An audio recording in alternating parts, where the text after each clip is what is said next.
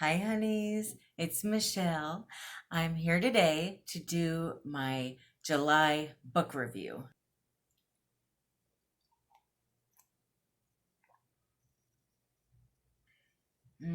It's really good. Really good coffee. Before I get started, I wanted to tell you I have a Facebook page now that's just for us.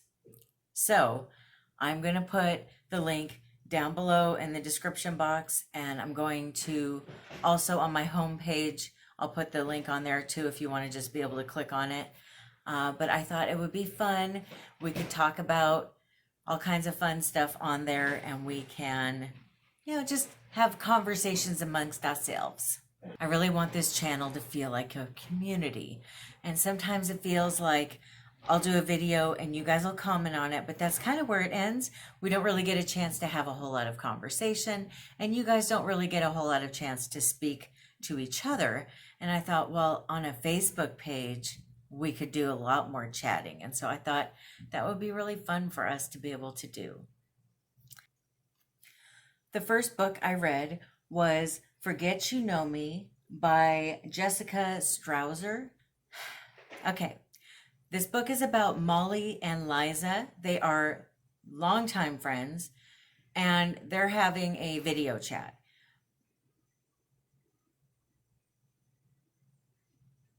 Molly runs upstairs to check on her kids, and Liza sees something that changes the course of events. Well, yeah, it changes everything, but I just found this book to be awful. I'm so sorry. I did. I probably would give it 1 star. I didn't like the rhythm and flow of it. I didn't care for the author's writing style. I felt like the book was just all over the place. Everything was loose ends. It was like she'd go from one thing to the next and then back again and then back over, but not tie up any loose ends, to the point where I was wondering what the point and what had been revealed was. Does that make sense? Like usually, and for me, when I like a book, when they go into the past and then they jump back to the current time, there's usually something that was revealed that made it worth going back into the past. In this book, I felt like there was no rhyme or reason to any of it. And I don't care for loose ends in a book. To me, if it's written down and it's published, it should all have a point, and none of it was coming together for me. The other thing is, I did not think about this book when I wasn't reading it, ever.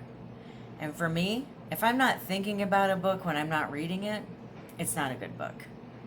I need to be able to constantly be thinking, okay, so what's going to happen next with this?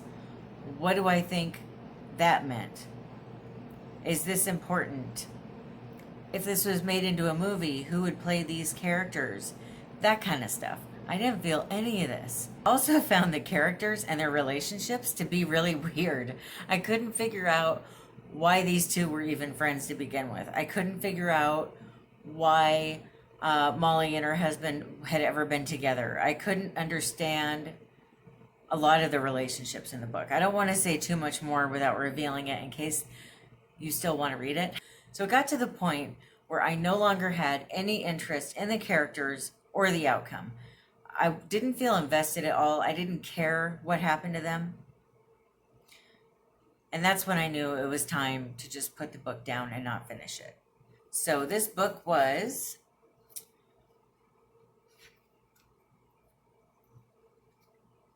324 pages long. I gave up on page 213. So I was a really good way into the book when I gave up, but I just couldn't do it anymore. I only read 3 books this month, and I read this one for 2.5 weeks. I just couldn't do it. It just wasn't my thing. And maybe some people will really love this book. I personally just didn't. The next book I read was Home Before Dark by Riley Sager. This book was about a lady named Maggie Holt that her father passes away, so she goes back to the house of horrors that they lived in for a short time when she was a little girl. It was kind of like an Amityville horror kind of house where her parents bought this house. They lived there for, I think it was maybe a month or two, and everything got so bad that they had to leave. And her dad ended up writing a memoir about their experience at the house. Well, she finds out after her father has passed away that he left her the house in his will. She didn't know he still owned it. So she goes back to the house and she starts trying to uncover what really happened, because this poor girl, her parents have really not been very honest with her about what actually happened in the house. Now, towards the end of the book, you end up finding out why they weren't honest with her. But it's also understandable why inquiring minds want to know what really happened. And of course, she's going to be an inquiring mind, right? She's going to want to know what really happened in her childhood and why she doesn't remember and all that fun stuff. So she goes back to the house. She starts uncovering everything. She figures it out. I really liked this book. It was a solid book. I would say it was like, 3.5 or 4 stars out of 5. I mean, it was a good book. I found myself, I was probably about halfway through the book when I really got into it. It was kind of slow starting. This is another one that I wasn't able to read as fast as I wanted to. It took me a while to read it. And then once I got about halfway through, I couldn't put it down. I feel like the first half of the book is just a lot of history and just setting things up so that you understand them as they unfold later in the book. But I did find myself feeling a little bit scared here and there, and just really invested in how it was going to turn out and what happened. And I really liked it. I do recommend this one. This was my June Book of the Month selection. And I'll put some links to Book of the Month down in the description box in case you're interested in giving them a try. If you use my link, I don't know if I really get anything out of it, but just for fun though, you might as well sign up if you love reading books. Also, I do have a Goodreads page where I do my book reviews on there as well. If you want to become my friend on Goodreads, feel free.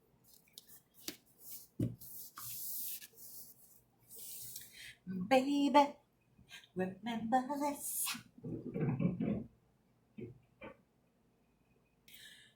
And the last book I read this month, or last month, was The Shadows by Alex North. I don't want to cover Marty up. Put it here. There.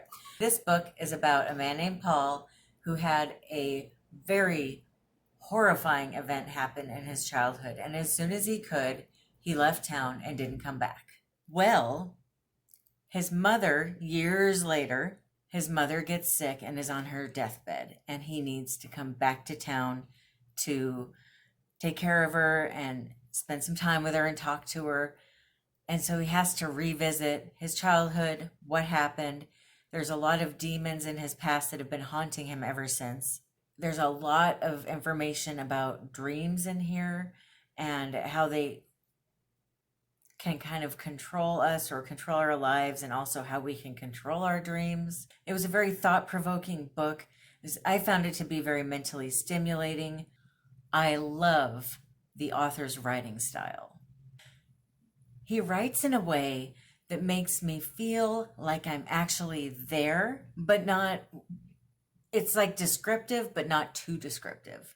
He writes in a way that makes the character, the town, the house, the situation all feel very real. I feel like I'm there, but not too there. Does that make sense? Some authors, they go into way too much description, talking about the dew on the grass and what color it was, what temperature it was, and how large the dewdrops were.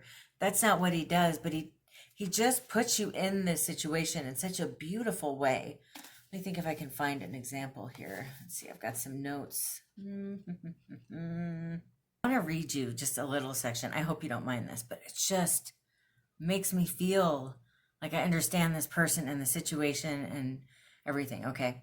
This is on page 29. He goes back into his childhood bedroom and he's looking around and he says, I might have moved out yesterday. A part of me could almost sense the ghost of a boy sitting hunched over at the desk late at night, working on the stories he liked to write back then. I walked across the room and opened the curtains above the desk, flooding the room with light. Below me was the tangled mess of the backyard, leading off to the fence at the far end, and then the wall of the trees beyond. I don't know. It just, that makes me feel like I'm there. I'm picturing this little boy at his desk. I'm picturing him writing with a pencil and the eraser, and but I'm throwing all those little extra details in there as I'm reading it, and I love it. So that's what I mean. I like it when authors get descriptive, but they don't get too descriptive. Like, let me put a little bit of my own imagination in there, which I did. He just writes so beautifully. I have so many pages written down that after I'm done with this video, I'm going to annotate. Is it annotate or annotate, Brad? Annotate. Okay.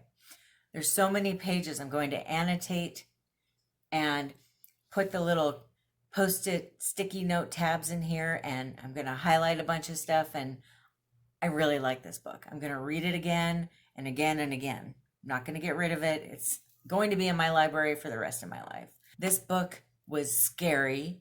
It was sinister. It was dark, but yet it was cozy and relaxing at the same time. And it was amusing with a really dry sense of humor. I just loved it. And I felt a lot of sadness. The main character, Paul, he's just been idle all these years, ever since this incident. It made me feel really sad for him that he wasn't able to move on. And I don't want to give much else away because I want you to read the book and see what you think. And I want to hear what you think. Tell me what you think. But it really got me thinking about dreams. Dreams are such a huge part of our life in more ways than one. We have dreams when we sleep that we remember when we wake up, if we're lucky. Well, maybe not if we're lucky. If it was a bad dream, you don't want to remember. But we have dreams when we sleep. We go into this whole other world, this wonderland of dreams. This whole other side of ourselves, which is kind of fun and neat if you think about it, unless you have a lot of nightmares. But then you've got the other kind of dreams, dreaming of the future, daydreaming. I mean, it goes on how much dreams in one way or another affect our lives and who we are and how we live our lives. And it was really interesting to me how the author tapped into that, and he tapped into writing dreams down and even controlling our dreams, which I thought was really fascinating. I've never really thought to try to control my dreams. I mean, when I was a little girl, I used to have a lot of nightmares. I'm sure we all had this experience, but once you realize what death is, it's so scary. And I remember I was just petrified at the thought of dying one day. I couldn't handle the thought that there might be an end to this story. And my mom said, every night before you go to bed, picture something that makes you really happy, and then you won't have a nightmare. Because I kept having all these nightmares about dying. I don't even know why I'm talking about this, but so I guess in that way you can control your dreams. But this book goes way beyond that, and it was really fascinating. I found when the truth of what really happened started being revealed, it was very uncomfortable, it was eerie, it was petrifying. I didn't want to keep reading, but I couldn't put the book down. I hated the ending and I loved it. Do you ever have that happen? Where you wish something else happened. You wish the outcome was different. You wish the truth was different, but it's not, and you have to deal with it. Just like real life. Most things don't come wrapped in a beautiful velvet bow like you wish they would. So it didn't have the ending I wanted. But then again, now that I've had a chance to let the end of the book kind of permeate a little bit, I feel like it was supposed to end that way. And do I really want it to have ended a different way? Do I really want the truth to have been different?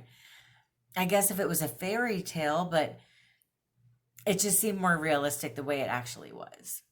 So I give this book a 5 out of 5 stars. I loved it. I look forward to reading it again. I'll probably read it next year.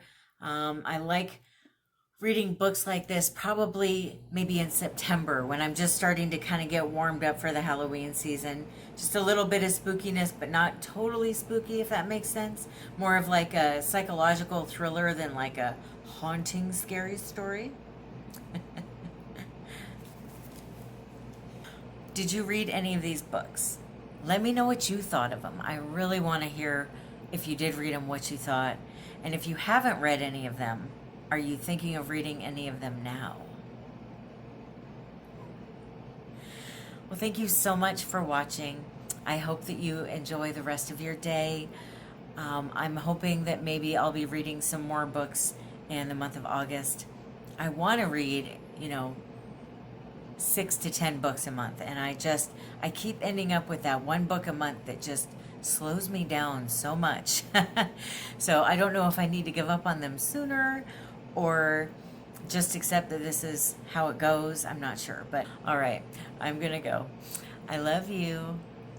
Bye.